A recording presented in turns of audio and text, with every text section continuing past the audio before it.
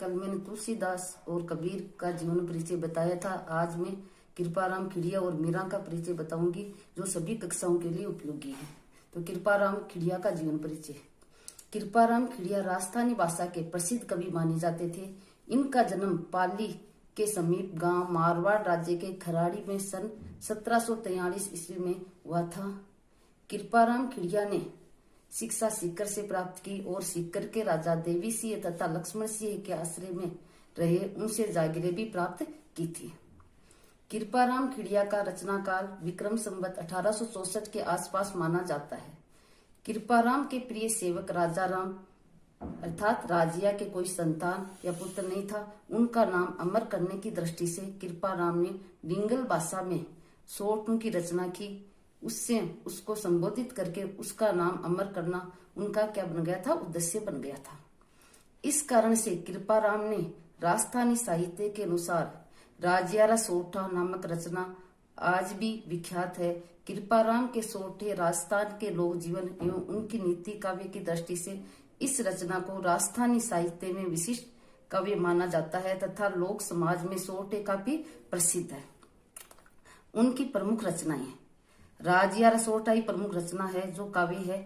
चाल कनेसी उनका नाटक है। एक अलंकार ग्रंथ का नाम भी गिनाया जाता है। वर्तमान में राजियारा सोठा ही उपलब्ध है। आगे आता है मीराबाई का जीवन परिचय। तो मीराबाई का जीवन परिचय इस प्रकार से है। मध्य युगीन सगुण भक्ति काव्य धारा की महत्वपूर्ण भक्त कवित्री का जन्म विक्रम संवत 1555 में कुड़की नामक मारवाड़ रियासत में हुआ था। बचपन से ही मीरा की माता का देहांत हो जाने से इनका लालन पालन इनके दादा राव दुदाजी के पास मेड़ता में हुआ। जिस समय मीरा का जन्म हुआ था वह राजपूतों के संघर्ष का काल था। इनके पिता रतन सिंह प्राय युद्ध क्षेत्र में ही रहा करते थे, इसलिए इनकी शिक्षा का समुचित प्रबंध नहीं हो सका। मीरा बाल्यावस्था से ही श्री कृष्ण की प्रेम भक्ति में निमग्न रहती थी। मीराबाई ने खुद के जीवन में बहुत दुख सहा। इनका विवाह उदयपुर के महाराणा कंवर भोजराज के साथ हुआ था जो उदयपुर के महाराणा सांगा के पुत्र थे। विवाह के कुछ समय बाद ही उनके पति का देहांत हो गया। पति की मृत्यु के बाद उन्हें पति के साथ सती करने का प्रयास भी किया गया, किंतु मीरा इसके लिए तैयार नहीं थी। तब मीरा ने अपने आराध्य को ही अपना सर्वस्व मानकर उनकी भक्ति में लोभ लाभ त्याग कर तथा राणा परिवार के प्रतिबंधों से मुक्त होकर गृह त्याग किया और साधु संतों की संगति में हरि कीर्तन करते हुए अपना समय व्यतीत करने लगी। मीराबाई पर अनेक भक्ति संप्रदाय का प्रभाव था।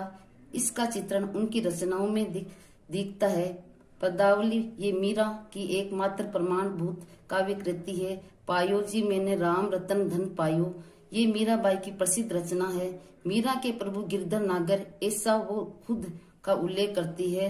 साहित्य देन उनकी साहित्य की प्रमुख देन क्या क्या है।